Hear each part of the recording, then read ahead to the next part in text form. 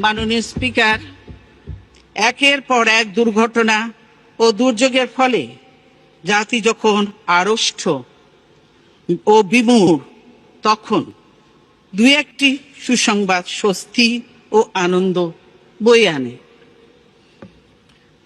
শান্তিতে নোবেল বিজয়ী বাংলাদেশের সন্তান ডক্টর মোহাম্মদ ইউনূস সম্প্রতি যুক্তরাষ্ট্রের সর্বোচ্চ রাষ্ট্রীয় সম্মাননা ইউএস কংগ্রেশনাল অ্যাওয়ার্ড এ ভূষিত হয়েছেন।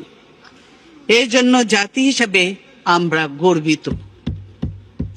ডক্টর ইউনূসকেও জানাই আন্তরিক অভিনন্দন। তবে স্বদেশে তিনি যেভাবে নিগ্রহের শিকার হচ্ছেন তা সত্যিই দুঃখজনক। তার মেধা, শ্রমে ঘামে প্রতিষ্ঠিত গ্রামীণ ব্যাংকও আজ হুমকির মুখে।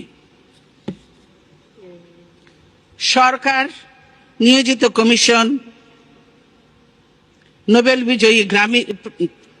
বিজয়ী প্রতিষ্ঠান গ্রামীণ ব্যাংককে ভেঙে 19 টুকরো করার সুপারিশ করেছে। আমরা এতে স্তম্ভিত।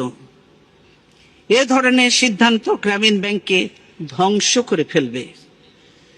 ক্ষুদ্র ঋণের মাধ্যমে নারীর ক্ষমতায়নে এই ব্যাংক গুরুত্বপূর্ণ ভূমিকা পালন করে চলেছে। সেই প্রতিষ্ঠান ধ্বংসের উদ্দেশ্যে প্রতিশোধমূলক চক্রান্ত বন্ধের জন্য আমি সরকারের প্রতি আহ্বান জানাচ্ছি। আমরা এর তীব্র বিরোধিতা করছি। দেশের মানুষ এ ধরনের হীন কার্যকলাপ মেনে নেবে না।